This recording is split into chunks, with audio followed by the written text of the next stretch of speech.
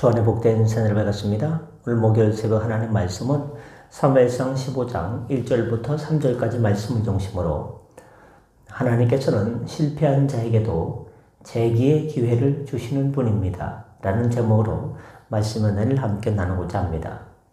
오늘 본문 사무엘상 15장 1절부터 3절에 보시면 사무엘은 사울을 찾아와 하나님의 명령을 전달했습니다.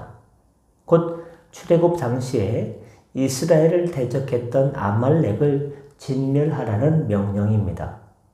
그런데 사울을 향한 이런 하나님의 명령은 본서의 독자들에게 의외로 여겨질 수 있습니다. 왜냐하면 사무엘상 13장에서 하나님은 사울을 버리신 것으로 말씀하고 있기 때문입니다. 13장에 보면 사울은 블레셋과의 전투를 앞둔 상황에서 이스라엘의 군사들이 블레셋 군사들을 두려워한 나머지 흩어지자 사무엘이 와야 되는데 사무엘이 그 정한 때를 기다리지 못하고 그만 그 스스로 하나님께 제사 드리는 잘못을 저지르고 말았습니다. 이 일로 인해서 사무엘은 사울 왕조가 지속되지 못하고 그에 대해서 단절될 것과 하나님께서 사울을 대신할 새로운 왕을 세우셨음을 선언한 후에 사울 곁을 떠났다라고 사무엘상 13장 8절부터 18절에 증언하고 있기 때문입니다. 그런데요, 그럼에도 불구하고 사무엘은 사울을 다시 찾아와서 하나님의 명령을 전달했습니다. 방금 전까지는 끝났다. 하나님 말씀에 순종하지 않았기 때문에 순종이 제사보다 낫다라는 말씀과 아울러서 끝났다 했는데 하나님의 명령을 가지고 사무엘 선지자가 다시 찾아왔어요. 끝났다고 했는데 다시 찾아왔어요. 여러분, 이것이 무엇을 의미하고 있습니까? 그렇습니다. 하나님은 사울에게 다시 한번 기회를 주시는 분이다, 이 말입니다. 하나님께서는 어떤 분이시냐? 우리 죄인들에게 기회를 주시고 다시 한번 기회를 주신 분이 우리 하나님이십니다. 만약에 하나님께서 우리에게 기회를 주시지 않고 한 번 잘못을 했는데 이게 끝났다. 너희들 잘못했지 하고서 하나님께서 우리를 제하여 버리시면 이 인류 지구촌 가운데 살아남을 존재가 누가 있겠습니까? 아무도 없을 것입니다. 하나님 우리에게 기회를 주시고 잘못을 저질러도 다시금 회개의 기회를 주시고 다시금 기회를 주시기 때문에 우리가 이렇게 이 땅에 발을 딛고 살아가는 존재들이 된 것입니다. 하나님은 기회를 주시는 분입니다. 즉 하나님은 사울에게 첫 번째 통과하지 못한 시험을 통과하도록 다시 한번 기회를 주셨습니다.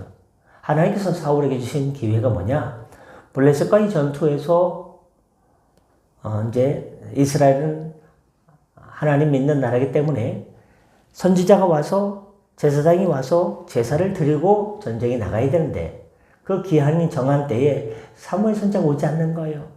블레셋 군대들 가까이 오고 있죠. 이스라엘 백성들은 무서워가지고 도망을 갑니다. 그 사울 왕이 초조 불안증에 생겨가지고 사무엘 선지자가 안 오니까 나라도 제사를 드리겠다 하고서 잘못한 것. 이게 바로 첫 번째 시험을 통과하지 못한 것이었는데 그럼에도 불구하고 하나님께서 그를 버렸음에도 불구하고 오늘 본문에 보니까 13장에서는 그를 버렸는데 15장에서는 그를 다시 찾아왔습니다. 이게 뭐냐? 다시 기회를 주셨다는 것입니다. 이러한 사실은 하나님께서는 한 번 실패한 자를 무조건 심판하시는 것이 아니라 그에게 어떤 기회를 줍니까? 재기의 기회를 주시는 분이라는 것을 우리는 알아야 됩니다. 그렇습니다. 우리 하나님은 주님의 사람이 한 번 실수하면 단칼에 무 자르듯이 그렇게 버리시는 분이 아니라는 것입니다. 하나님은 우리 인간이 연약하여 실수할 수밖에 없다는 존재라는 것을 누구보다도 잘 알고 계십니다. 그래서 하나님께서는 우리가 하나님의 뜻을 따르지 못하고 실족하여 죄를 지었을 때라도 즉각 우리를 심판하시기보다는 다시 한번 기회를 주셔서 재기할 수 있도록 하시는 것입니다. 그래서 저는 오늘 본문에 부제를 붙인다면 미워도 다시 한번 이라는 제목으로 붙이고 싶은 마음이 생겼습니다. 여러분, 하나님께서 우리에게 기회를 주신다는 것, 요한계시록 2장 21절에 내가 그에게 회개할 기회를 주었을 주었으되라는 표현을 통해서도 하나님의 그 아량, 그 배려를 우리가 확인할 수 있습니다. 주님께서 사랑하는 성도 여러분, 우리가 얼마나 자주 넘어집니까? 여러분 얼마나 자주 넘어지십니까? 얼마나 자주 실패하십니까? 만일 그때마다 하나님께서 심판하셨다라고 가정해 보십시오. 어떤 것이 남겠습니까? 뭐가 남겠습니까? 누가 하나님 앞에 설 수 있겠습니까? 그런데도 우리가 이렇게 건재한 것은 이와 같이 실패하고 넘어졌어도 다시 기회를 주는 하나님의 은혜가 이 세상에 있다는데 우리에게 큰 위로가 되고 위안이 되는 것입니다. 그러한 이유로 성경은 하나님을 단순한 통치자, 창조주로 표현하는 대신에 아버지로 즐겨 표현하고 있습니다. 하나님 우리의 아버지, 아빠가 되십니다. 여러분, 아버지는 자식이 한번 잘못하고 실패했다고 해서 자식을 버리는 법이 없습니다.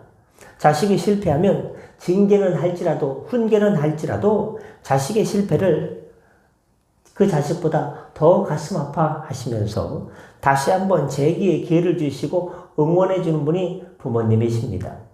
비록 아버지의 충고를 무시하고 실패한 자식이라도 정죄하고 그를 단칼에 무자르듯이 버리는 대신에 결국에는 도와줍니다. 뭐 하시도록? 다시 일어날 수 있도록, 다시 재기할 수 있도록 도와주시는 분이 아버지입니다. 그래서 자녀들이 일어서는 것입니다. 7번 넘어져도 8번 일어서는 7전8기의 그런 기회를 주는 분이 우리의 부모님입니다.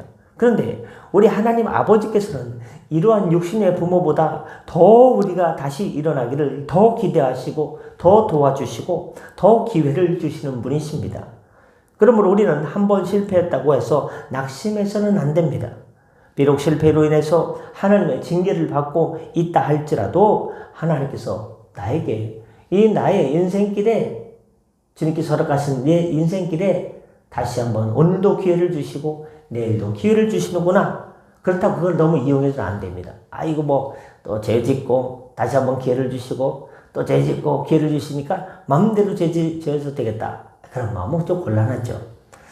그렇습니다. 다시 재기의 기회를 주시는 분이 하나님이신 줄 믿고 회개하는 가운데 인내하면서 주님께서 우리에게 주신 믿음의 길을 걸어가야 됩니다.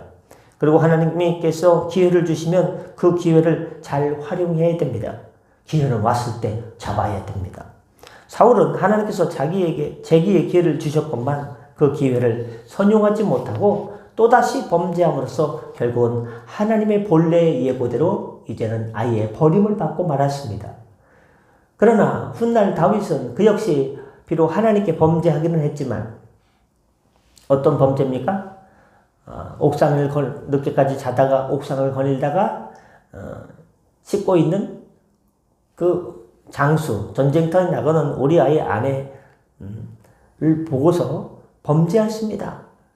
그 여인과 범죄하였고 그 여인의 남편을 전쟁의 맨 앞에 나가서 죽게 하는 범죄를 저질렀습니다만 하나님께서 주신 기회를 선용함으로 철저히 회개함으로 하나님께 용서를 받고 이스라엘 역사상 가장 훌륭한 왕으로 남을 수 있었던 것입니다. 말씀마치고자 합니다. 여러분, 병가지산사라는 말을 잘 알고 계실 겁니다. 실패는 흔히 있는 일이므로 낙심할 일이 아니라는 겁니다. 누구나 실패하고 누구나 원수에도 나무에 떨어지듯이 잘못할 때가 있습니다. 늘 하던 일도 오늘따라 안 될 때가 있습니다. 연약한 우리 인간에게 참으로 적절한 말이 병가지상사가 아닌가. 그러나 이 말이 자신의 실패를 합리화해서는 말이 되어서는 안 됩니다. 이 말은 한 번의 실패를, 두 번의 실패를 거울로 삼아 재기의 기회가 주어졌을 때 그것을 선용할 마음의 자세를 가진 사람에게 꼭 필요한 말인 것 같습니다. 그렇습니다. 우리는 한 번에, 두 번에, 세 번의 실패로 인해서 낙심해서는 안 되며 하나님의 긍휼을 기대해야 됩니다.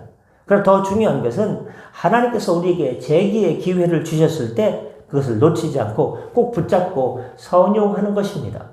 이러한 사람이 지혜로운 사람이며 자기 인생을 궁극적 승리로 이끄는 사람인 줄 믿습니다. 기도 제목이 있는데요.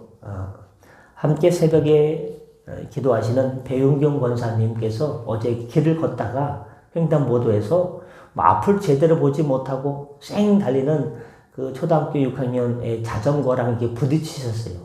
그래가지고 그 아이도 넘어지면서 다치고 배은경 권사님도 자전거랑 이렇게 부딪히면서 여기 그 오른쪽인지 왼쪽인지 모르겠지만 눈 근처에 이 뼈들이 있지 않습니까?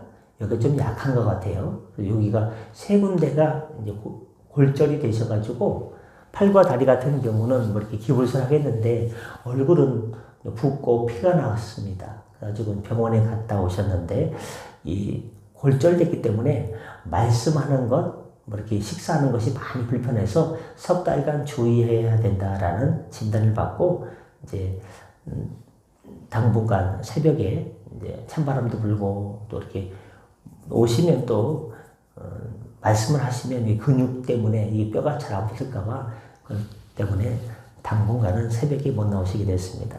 이 뼈가 잘 붙을 수 있도록 배은경 권사님께서 특별히 기도해 주시기 바랍니다. 기도하겠습니다.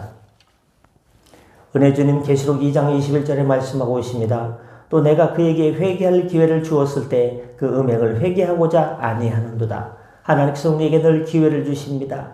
하나님께서 우리에게 재기의 기회를 주셨을 때 아멘으로 화답하고 주신 그 기회를 잡고 그 재기의 기회를 선용하여서 다시금 회개하고 믿음으로 달려가는 주의 백성 되게 하여 주시옵소서. 하나님 아버지 갑자기 하나님 횡단보도에서 자전거와 부딪혀서 눈 주위에 하나님 아버지 세 군데 골절 당하시고 이렇게 상처를 입으신 우리 배은경 권사님을 불쌍히 여겨주셔서 어려운 태양 같은 여호 하나님께서 치료하는 광선을 비춰주시사 하나님 3개월 동안에 잘 아물기를 바란다는 의사의 권고를 뛰어넘어서 하나님 아버지 한 달 한쪽에 뼈가 잘 붙게 하여 주시고 급속히 뼈가 붙게 하여 주셔서 말씀하시는 것이나 음식물 드시는 것이 하나님 어렵지 않도록 하나님께서 치료하여 주시옵소서. 회복시켜 주시옵소서. 많은 성도의 가족들이 있습니다. 하나님의 회복이 있게 하여 주시고 하나님께서 기회를 주셨을 때 그 기회를 잘 잡고 선용할 수 있는 하나님 믿음의 백성들 되게 하여 주시옵소서. 오늘도 하나님 아버지 일터로 나가시는 분도 계시고 쉬시는 분들도 계십니다. 하나님의 회복이 있게 하여 주옵소서. 운전대를 붙잡아 주옵소서. 기업을 붙들어 주옵소서. 가정을 붙들어 주시고 또한 수험생들 하나님 10월 22일 23일 있는 강윤이에게 그림을 잘 그릴 수 있도록 인도하여 주시고 11월 14일 요섭이에게도 하나님 수능과 논술의 은혜를 허락하여 주시옵소서. 하나님의 자비를 베풀어 주옵소서. 감사하며 축복하며 예수님의 이름으로 기도드립니다. 아멘. 다 같이 자유롭게 도와주시고 편하게 들어가시겠습니다.